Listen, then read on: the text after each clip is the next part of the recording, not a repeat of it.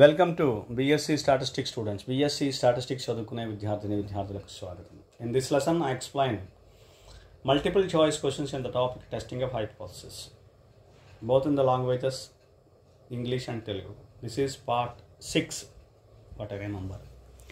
The level of significance, question number 32. The level of significance is the probability of options A. Type 1 error, B. Type 2 error, C. Power of the test, D. None. We have learned clearly. The level of significance is the probability of type 1 error. Answer A. In Telugu, the level of significance is the probability of. Level of significance అనేది దేనికి, probability దేనికి, probability of what, probability దేనికి, type 1 error, type 2 error, power of the test, none. Probability of type 1 ఎర్రర్ని level of significance అంటాం. కాబట్టి answer A, type 1 error. Probability of type 1 error ఏ.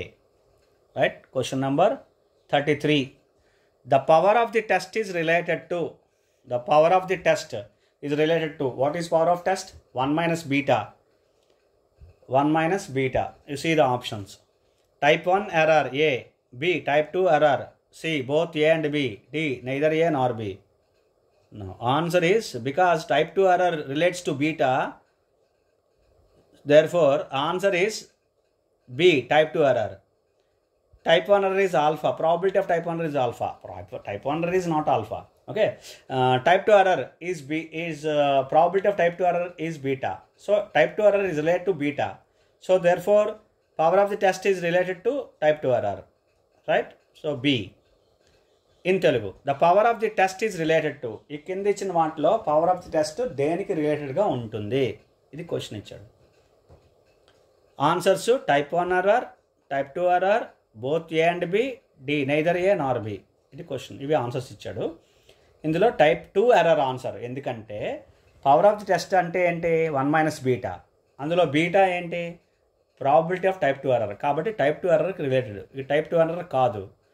ఈ రెండు options వీటి మీద ఉన్నవి. కాబట్టి టైప్ 2 ఎర్రర్ ఆన్సర్ బి. అర్థమైంది కదండి? Power of the test related to type 2 error.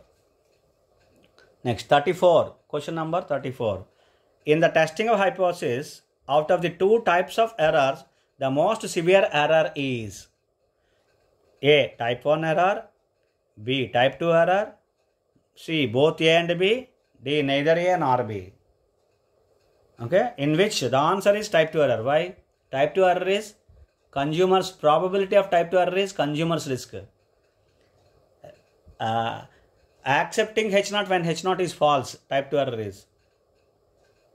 Accepting a bad lot, simply accepting a bad lot by consumer is the risk of consumer. This is the most severe error than type 1 error. Among the type 1 and type 2 error is more severe. Right? So answer is B. In Telugu, in testing of hypothesis, out of the 2 types of errors, the most severe error is. Testing of hypothesis లో out of the 2 types of error, 2 errors ఉన్నాయి. ఏంటవి? Type 1 error, type 2 error. ఆ రెండిట్లో the most severe error is. ఆ రెండిట్లో most సివియర్గా consider చేయగలిగితే చాలా సివియర్ ఎర్రర్ ఏంటి, ఎక్కువ ఎర్రర్ ఏంటి, ఇంకా చెప్పాలంటే చాలా మోస్ట్ సిగ్నిఫికెంట్ అనమాట. అంటే అది చాలా భయంకరమైనది, అది అలా చెప్పుకోవాలి. Right. Type 1 error, type 2 error, both A and B, neither A nor B. Type 2 error more severe. ఎందుకని? Accepting H0 when H0 is false. అంటే ఇంకా సింపుల్ చెప్పాలంటే యాక్సెప్టింగ్ ఏ బ్యాడ్ లాట్. ఒక బ్యాడ్ లాట్ని కన్జ్యూమర్ యాక్సెప్ట్ చేస్తున్నారు. ఇది consumers risk. Producers risk, consumers రిస్క్లో ఇది కన్జ్యూమర్స్ రిస్క్. ఇది చాలా సివియర్ ఎర్రర్. ఇది ఎక్కువ ఎర్రర్, ఎక్కువ డేంజరస్ ఎర్రర్. అర్థమవుతుందా? అందుకని టైప్ 2 ఎర్రర్ మోర్ సివియర్ దాన్ టైప్ 1 ఎర్రర్. టైప్ 1 కంటే టైప్ 2 ఎర్రర్ అనేది ఎక్కువ సివియర్ ఎర్రర్. లాట్ ప్రొడ్యూస్ చేసిన తర్వాత అది యాక్సెప్ట్ చేసేస్తున్నారు. బ్యాడ్ లాట్ ప్రొడ్యూస్ చేసిన తర్వాత కన్జ్యూమర్ యాక్సెప్ట్ చేసేస్తున్నాడు. అది ఎక్కువ ఎర్రర్ అనమాట. అది దాని మీనింగ్ ఇది. Right. So B answer, type 2 error. Next, question number 35. The testing of hypothesis was first initiated by. The testing of hypothesis was first initiated by. Options: A. R.A. Fisher, B. Carl Pearson, C. J. Neyman, D. W.S. Gossett. Actually, the first initiated by J. Neyman. Neyman was the first person introduced the testing of hypothesis. Initiated, not introduced, initiated. Neyman, right? Initiated this particular testing of hypothesis. In Telugu, the testing of hypothesis was first initiated by. Testing of hypothesis అనే ఈ కాన్సెప్ట్ని first ఎవరు initiate చేశారు, initiation తీసుకుని చేశారు? Fisher, Karl Pearson, Neyman, Gosset. Neyman, J Neyman, right? ఇతను ముందు testing హైపోథసిస్ని తీసుకుని ఇనిషియేట్ చేశాడు. Next question number 36. A hypothesis contrary to null hypothesis is known as. A hypothesis contrary, which means against to null hypothesis, is known as A. Null hypothesis, B. Alternative hypothesis, C. Both A and B, D. None. Answer is alternative hypothesis. Against to null hypothesis is called alternative hypothesis. A hypothesis against to null hypothesis is called alternative hypothesis. So answer is B. In Telugu, a hypothesis contrary to null hypothesis is known as. Null hypothesis ki against ga oka hypothesis ni null hypothesis ki against ga అంటే h0 ఏదో mu = 100 అని అనుకోండి, కాదు greater than 100 అని పెట్టాం అనుకోండి, అది ఆ హైపోథసిస్ ఏంటవుతుంది? A null hypothesis, B alternative hypothesis, C both A and B, D none. Alternative hypothesis అవుతుంది. ఆల్టర్నేటివ్ హైపోథసిస్ అంటే ఏంటి? నల్ హైపోథసిస్కి ఎగనెస్ట్గా సెటప్ చేసే ఒక హైపోథసిస్ అంతే. అంటే కాంట్రరీ టు నల్ హైపోథసిస్ ఏ హైపోథసిస్ పెట్టుకున్నా అది దాన్నే ఆల్టర్నేటివ్ హైపోథసిస్ అంటాం, right? Answer B, alternative hypothesis. Next 37. Question number 37. The test procedure corresponding to the hypothesis H1 theta greater than 3 is. Theta greater than 3 is. Question was not cleared. We have to see the answer and then you have to decide whether what kind of answer is going to be attempt. A. 2-tail test. B. 1-tail. C. A only. D. Neither A nor B. Now it is clear. 1-tail or 2-tail, that is going to be checked out. Theta greater than 3, hence it is 1-tail. The answer is B. B only, not A only. A is 2-tail. So therefore answer pakka B, 1-tail test, right? Now in Telugu, the test procedure corresponding to the hypothesis H1 theta greater than 3. ఈ ఒక test procedure corresponding to hypothesis, ఒక hypothesis కరస్పాండింగ్గా ఉండే test procedure ఏంటి? Hypothesis H1 theta greater than 3. H1 అంటే alternative hypothesis అని specify చేస్తున్నాడు. లేకపోయినా మనకేం ప్రాబ్లం లేదు, మనం ఆన్సర్ చేయగలం. H1 theta greater than 3 అని ఉంది. అటువంటి హైపోథసిస్కి కరస్పాండింగ్గా ఉండే టెస్ట్ ప్రొసీజరు కింద ఉండే వాటిలో ఏంటి ఆన్సర్ అంటే ఇక్కడ క్లారిటీ లేదు. ఆన్సర్ చూస్తే మనకు క్లారిటీ వస్తుంది, ఏంటి కావాలో అనేది మనకు తెలియదు ఇప్పటికి. ఏ 2-tail టెస్ట్, బి 1-tail అంటే 1-tail 2-tail అని అడుగుతున్నాడు క్వశ్చన్. ఓకే, ఇప్పుడు క్లారిటీ వచ్చింది.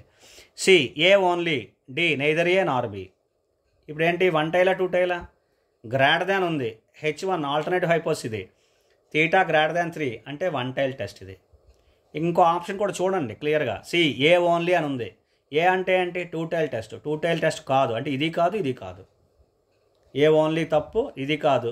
నైదర్ ఏ నార్ బి కూడా అవ్వదు. ఇంకా అది కాదు ఇది కాదు అంటే అవుతుంది ఏంటి? ఇగో ఇది అవుతుంది కదా 1-tail టెస్ట్, ఇది ఎస్ కదా, కాబట్టి ఇది కాదు. సో అన్నిటినీ చెక్ చేస్తాను. B 1-tail test answer. ఎందుకంటే theta greater than 3, greater than 3 ఉంది కాబట్టి గ్రేటర్ దాన్ కానీ లెస్ దాన్ కానీ ఉంటే 1-tail test. Ego 1-tail test answer, right? Now question number 38. If the alternative hypothesis H1 theta is less than 5.2, then the test refers to. Again, no clarity. Answer will clarify us. Okay. If the alternative hypothesis H1 theta is less than 5.2, then the corresponding test refers to A. Right-tail test, B. Left-tail test, C. 2-tail test, D. None.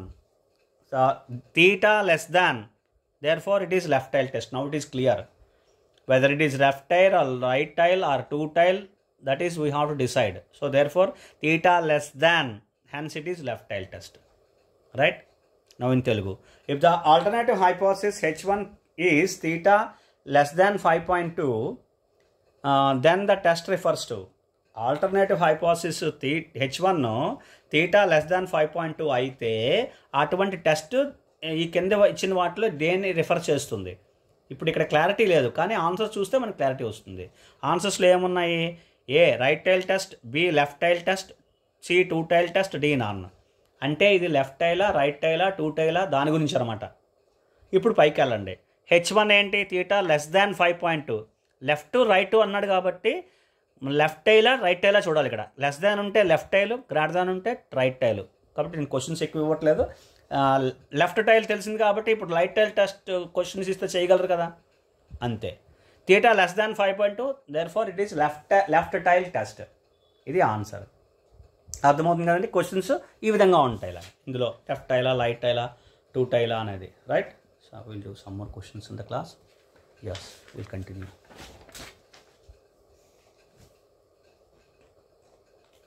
See the questions? Yeah. Question number 39.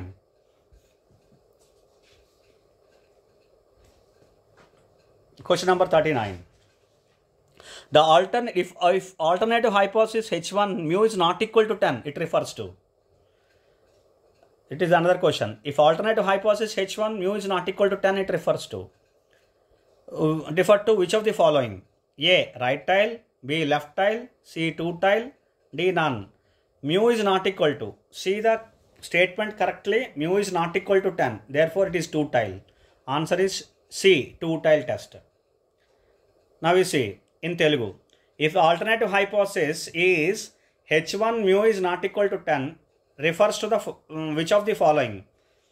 Alternative hypothesis అనేది H1 mu not equal to 10 అయితే ఈ కింది ఇచ్చిన స్టేట్మెంట్లో కింద ఇచ్చిన టెస్ట్లో ఏ టెస్ట్ని రిఫర్ చేస్తుంది?